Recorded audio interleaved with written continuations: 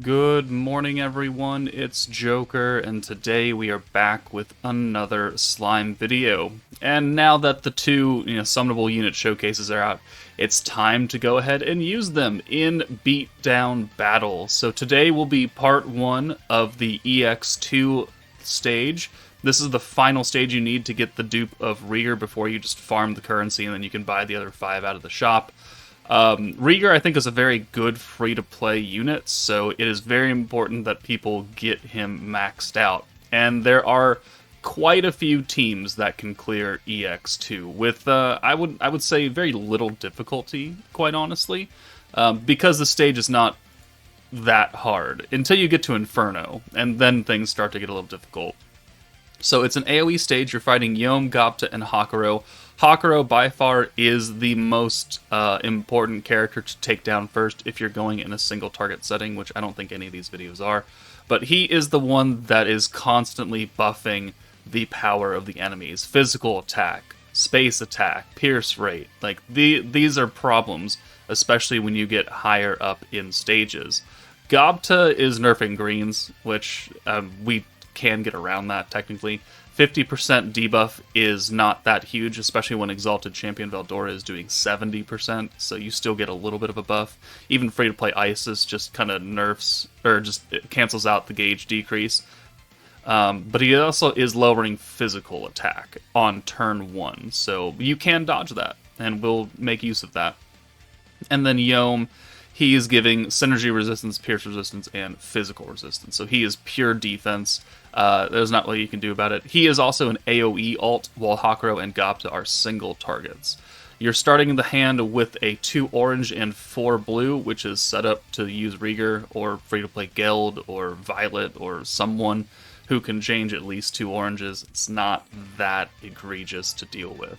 But that's pretty much what the stage is about. You're supposed to either kill all 3 of them at once with a big AoE, or if you're going to go in a single target setting, kill Hakuro first. But let's go ahead and start up the teams. Alright, the first team is going to be the quote-unquote meta as it exists right now. So we've got Maribel, Space Violet, Octogram Lumi, Rieger, Lumi, the new Lumi, and then EX Murin, because she's the only AoE EX Earth option. There is Octogram Daggerel. You can use him, and he can get the job done, at least for EX2. Taking him into Inferno and higher is not as useful. But turn 1, we will orb change with Rieger. We're getting extra protection gauge for the first couple turns with Lumi, so that's very good. So we'll orb change with Rieger, and then we'll swap both him and Violet out for our 2 AoE characters. So we've got Octogram Lumi, who is permanently buffing ult and giving us a permanent buff of the AoE damage. So this will work out fairly well, and you can see that they don't have that much health to contend with on EX2. So not a huge, fantastic, big problem. But here we've got a triple hand of oranges. Not great, but because we do have Lumi who can change Earth and Fire orbs, and we have 58 points, we can do 1 stack of the AoE buff with Lumi, boom, and then we can get her out of here for Rieger, and that will give us that entire front line of Fire and Earth, which now means that we have enough points to convert with Lumi here. And then we can get a double stack of Maribel, which is going to be a total of 90% weakness strike. That's going to be put on all 3 of these characters, which is, 90% in 1 turn is pretty good, considering a lot of those characters are giving themselves a 100% buff, and it will continue to stack up. We're going to spread the damage out here because we're trying to AoE nuke them all at once, so getting them to, even levels of HP is kind of important, especially if your team isn't as good as mine. That's a very good hand right there for Violet to come in and convert if we really need to. But Maribel, gave us the guard super guard, took almost no damage there. And then now we'll bring Violet in for Rieger. He has no orbs anyway.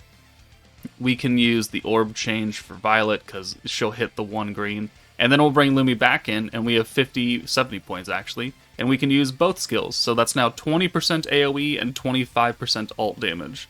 And another stack of Maribel, which is another 45% weakness strike on this turn, because it's only one use of Maribel.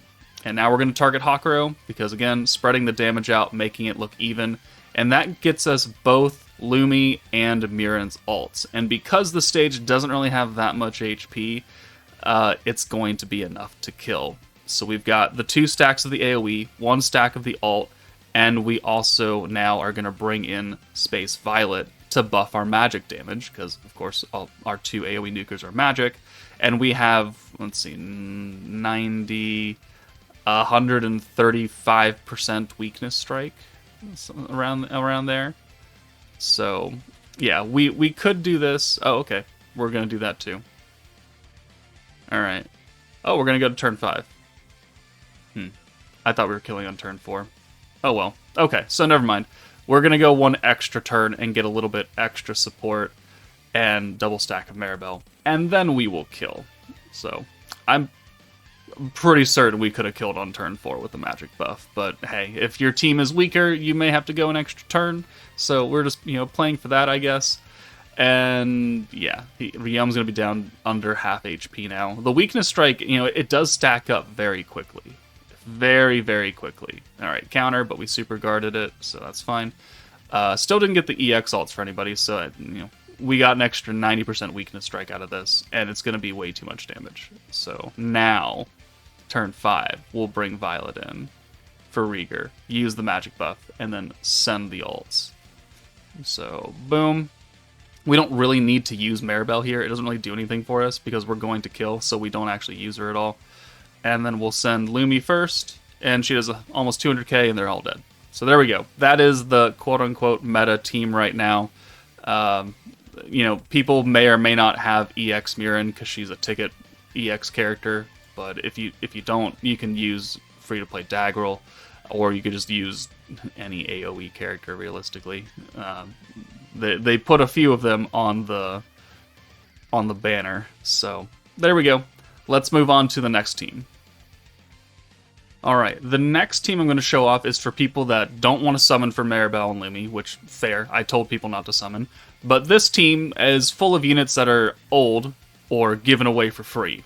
So, well, Velzard's not old, but she's a good protector and a lot of people should have her, because if they played during the 2.5 anniversary, they should have summoned for her. She's here. Visions of Coleus Violet, still here. This Dark 1st Anniversary Rimuru was literally given away today for free from a login. Today being June 28th, 2024. So everyone will have access to him. We've got free-to-play Veldora, which if you played again during Velzard's meta, you got him for free. We've got Visions of Coleus Rimuru, who's going to be our primary nuker. So this team is set up to nuke with an EX ult for him and a normal ult for this Anniversary Rimuru. And then we also have Dark Milim, who is skill fused, so she's giving 25% attack to all Dark allies. We are nuking with 2 Dark characters. This Rimuru is giving everybody crit, and Dark allies get 40% crit damage. If he's skill fused, it also goes to Tempest Elite, which technically Veldora is on. And then Milim's also giving that 70% ult buff, and Violet's giving a 100% magic buff. But for this team, we can do it in 5 turns. We can do it in 4 turns. We can do Inferno 3 in 4 turns with this team. It just needs some good RNG. So I'm going to pop the video on. Just please note that we are on turn 2, because turn 1, all I do is I use Violet's Orb Change, and then I swap Veldora for Milim, and that's it. So boom, right there. We are on turn 2. Veldora is in the back, Milim is up front. And the natural hand that I got on turn 2 is this, with just these orbs. So turn 1, Orb Change with Violet. Turn 2, I got a whole butt ton of blues. Then I used Violet's own Convert again at 50 points. And then we bring Coleus Rimuru in, and Coleus Rimuru changes all blue orbs to rainbow. And so there we go. We now have a full spread of rainbow orbs. And now we can freely send these. This will get us a lot of ult gauge. We've already got a double stack of Velzard at this point from this hand, so that's very good. But now I do have a problem, is I don't have any ult swapping characters, and I have 2 ults right here. Dark Rimuru, not a big deal. Dark Milim, unnecessary. I don't need an ult for her. I need an EX ult if we're wanting to do this, true setup with the Coleus Rimuru. But I do have a lot of orbs for him, so that's actually pretty nice. So, what we're going to do here is we're going to crit buff with Dark Rimuru, and then we're going to send him away, because he doesn't need to be up front anymore. We'll bring Violet in. Okay, awesome. And now, we'll take Milim out. So now we have 3 Coleus Rimuru orbs. We're going to use Veldora's green buff. It doesn't really matter who the debuff is on. We'll use Velzard. I'm running the alt gauge on green charm to make sure that these greens give us a lot. And there we go. It's not a lot because they're nerfed, because we're having to make up for it, so it's actually only like 20% from Veldora's skill. But we're still getting a decent amount. And now, looking at this, we could do it again, essentially. We could just do it again, and this will get Rimuru's EX ult, I believe, here. And we'll make it all back because we're, again, almost very close to Veldora. So, here...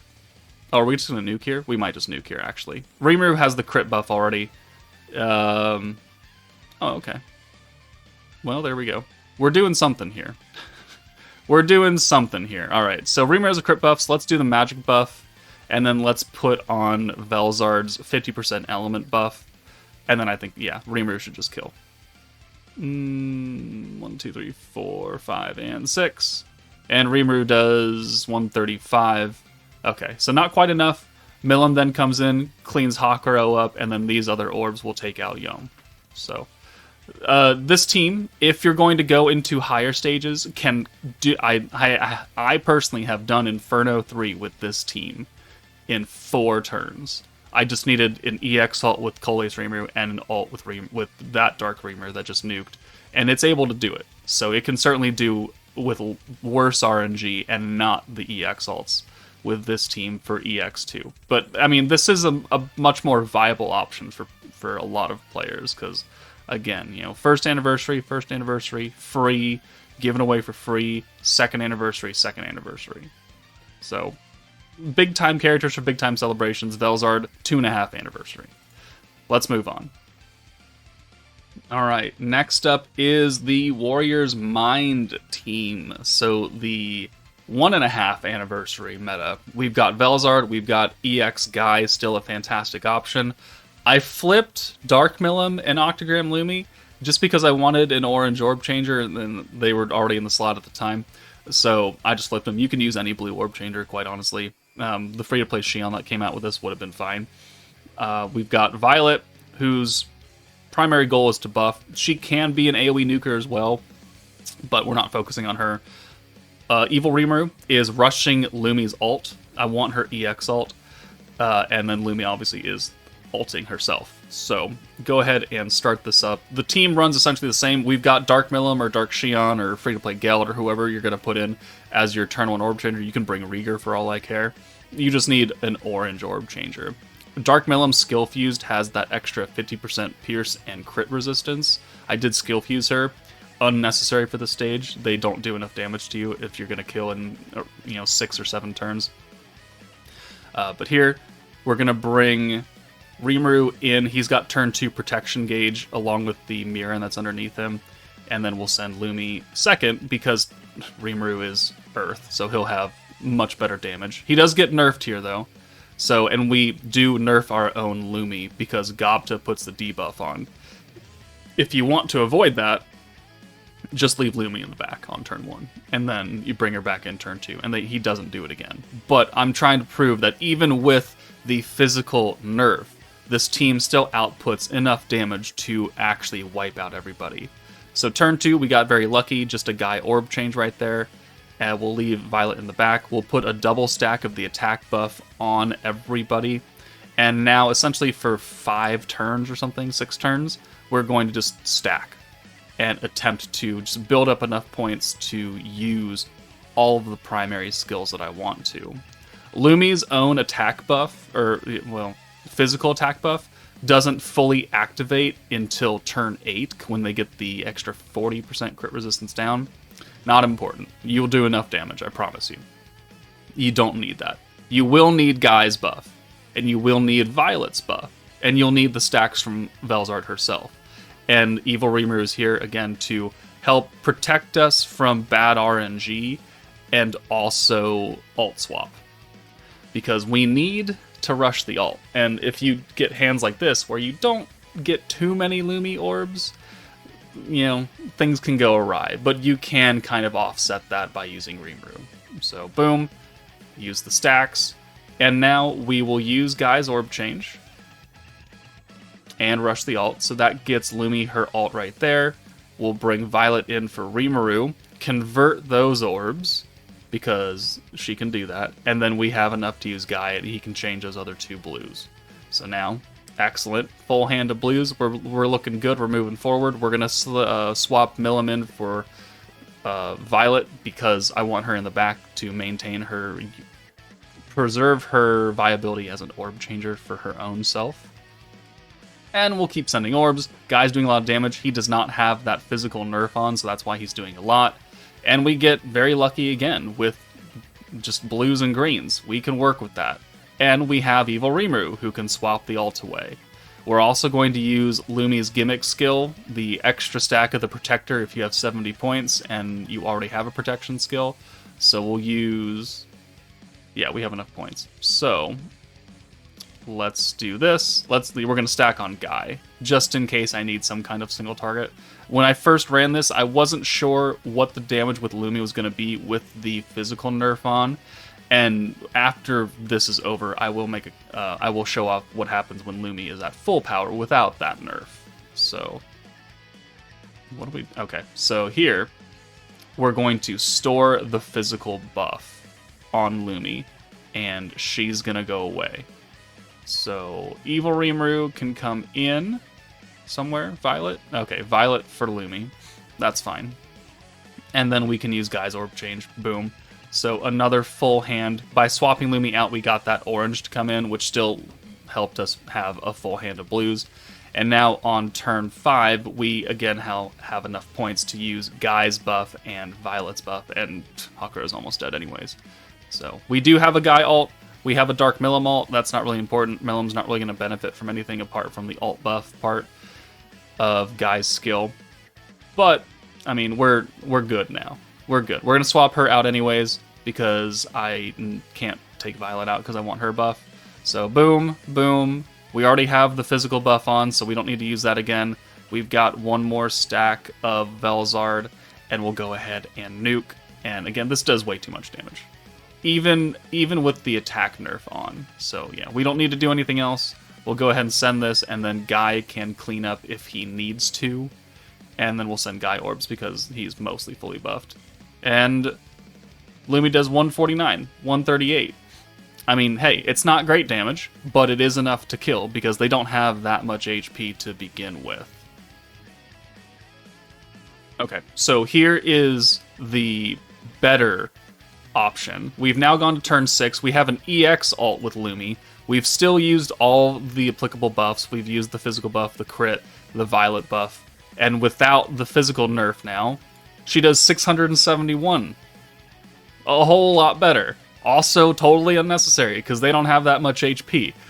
But that's what happens when you, again, you don't have the physical nerf on Lumi. You've got the EX ult, and you've got all the buffs active. So Warrior's Mind certainly can do it. Velzard is giving you extra damage against space enemies already, so that just helps immensely.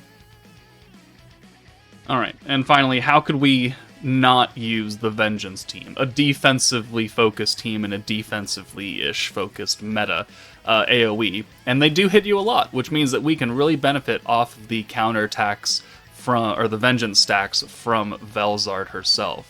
The only problem is that this stage nerfs greens, so we have to play around that. We've got the Isis buff here, and then we also have the protection gauge on greens on Velzard, so we'll zoom through this because this is not a fast team by any means, and it's just use orb changes, get greens, use some Vengeance, and you gotta go till at least turn 5 for Vengeance to actually start hitting you. Turn 1, we can't do anything about this, so we're just gonna send the 4 blues, and we'll pray that we get some good RNG on turn 2.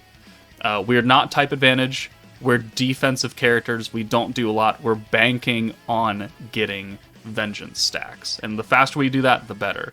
So we get a good hand on turn 2. We can definitely do that. We've got Trya. We've got free-to-play errands. We've got 4 orb changers on this team. plus 2 Vengeance characters. Like, we are full of orb changing, and that's what you really want to do, is you want to make sure you're sending greens, maximize the point gain, and attempt to maximize the protection gauge that you're going to get. So we'll just spread this out. Now we've got 100 points. Now we've got access to Velzard. So now we're good. So 1, 2, 3, 4, 5. 5 hits right there. 5 stacks of Vengeance right off the bat.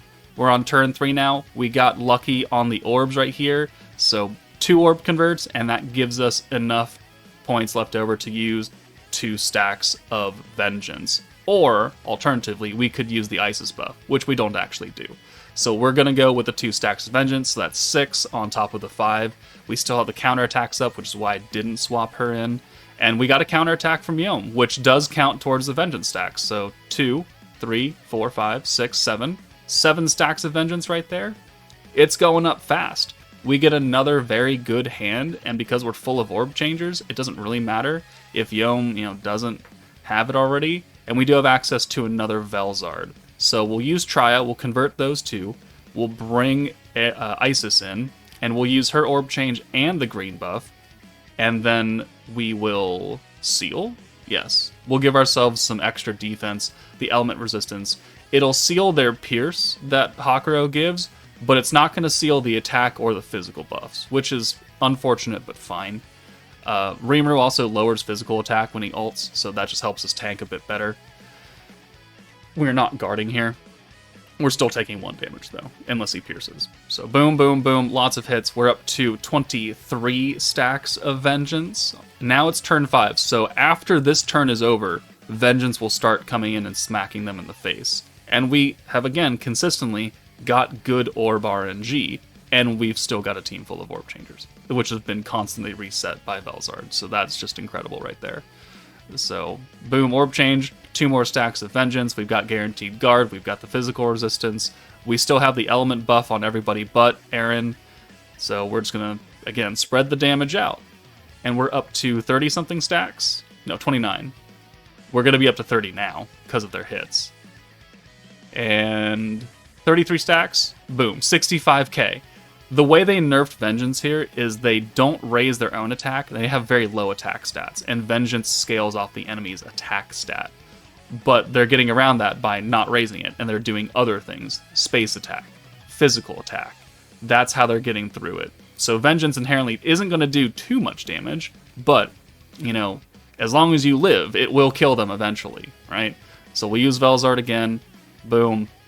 They're going to hit us with these ults. Yom is an AoE. We're going to seal them and put our element resistance up just to tank this a little bit better. And then we'll go ahead and send this. Yom, what does he do? Counter power? Alright, yeah, not a big deal. If it was a Raphael ult, it would have helped tank a bit more, because again, he lowers physical resistance. But Yom, 2,000. Alright, cool, whatever. Gobta, 1,400. Cool. And then 6,000 from Hakuro. We're up to 43 stacks, 100k, dead. 89k, dead. 107k, dead.